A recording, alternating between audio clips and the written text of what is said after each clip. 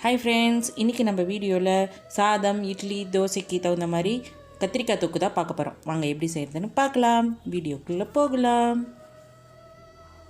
ஒரு கடாயில் கொஞ்சமாக 1 டேபிள் ஸ்பூன் அளவுக்கு எண்ணெய் ஊற்றிட்டு 2 டேபிள் ஸ்பூன் அளவுக்கு வர கொத்தமல்லி இந்த மாதிரி வறுத்துக்கலாம். கொத்தமல்லி கொஞ்சம் லைட்டாக வறுத்ததுக்கப்புறம் உங்களுக்கு காரத்துக்கு தேவையான அளவுக்கு வரமிளகா சேர்த்திக்கோங்க. அதையும் இது கூட சேர்த்திட்டு நல்லா வறுத்துக்கலாம்.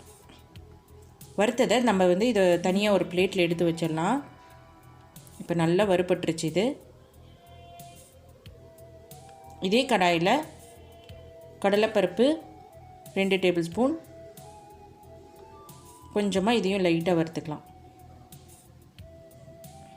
இது கூடவே உளுந்தம்பருப்பு 1 டேபிள் ஸ்பூன், வெந்தயம் ஒரு 1/4 டீஸ்பூன் சேர்த்திக்கோங்க. ரொம்ப சேர்த்துதிங்க அப்புறம் கசப்பு தன்மை அடிச்சிடும். இதையும் நம்ம தனியாக அது கூடவே சேர்த்து ஆற வச்சிடலாம். அதே கடாயில் கொஞ்சம் எண்ணெய் ஊற்றிட்டு ஒரு பெரிய வெங்காயத்தை குட்டி குட்டியாக கட் பண்ணி வச்சுருக்கேன் போட்டு நல்லா வதக்கிக்கலாம். இது கூட கத்திரிக்காய் நல்ல நீல நீளமாக கட் பண்ணி வச்சுருக்கேன் சேர்த்திட்டு நல்லா இதையும் வதக்கிக்கலாம். வெங்காயம் கத்திரிக்காய் நல்லா வதங்கணும். இதையும் ஆற வச்சு நல்லா அரைச்சி எடுத்துக்கலாம். வதங்கினதுக்கப்புறம் ஆற வச்சுட்டு ஒரு மிக்ஸி ஜாரில் நம்ம அரைச்சிக்கலாம். வதங்கிடுச்சு, இது ஆறட்டும். இப்போ இந்த பருப்பெல்லாம் நம்ம வறுத்தோம் இல்லைங்களா, இதை நம்ம மிக்ஸி ஜாரில் அரைச்சி எடுத்துக்கலாம். இந்த மாதிரி அரைச்சி எடுத்துக்கலாம். இப்போ கத்திரிக்காய், வெங்காயம் இதையும் நம்ம அரைச்சி எடுத்துக்கலாம். ஒரு பேனில் எண்ணெய் ஊற்றிருக்கேன். கடுகு, கடலைப்பருப்பு, உளுந்தம்பருப்பு, வரமிளகா, கறிவேப்பிலை நல்லா பொரியட்டும்.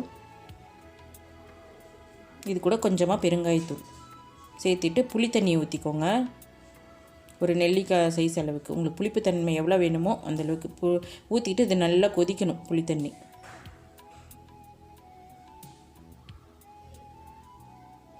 இப்போ நல்லா கொதிச்சிருச்சு. இது கூட நம்ம வெங்காயம் கத்திரிக்காய் அரைச்சி வச்சு இல்லைங்களா, அந்த விழுதை நம்ம இதில் சேர்த்திக்கலாம்.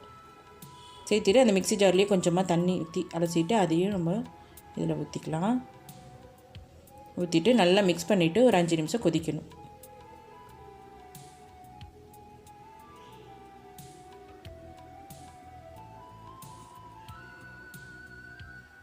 இப்போ இது கூட மஞ்சள் தூள் ஒரு 1/4 டீஸ்பூன், தேவையான அளவு உப்பு சேர்த்திட்டு நல்லா கொதிக்க வச்சிடலாம்.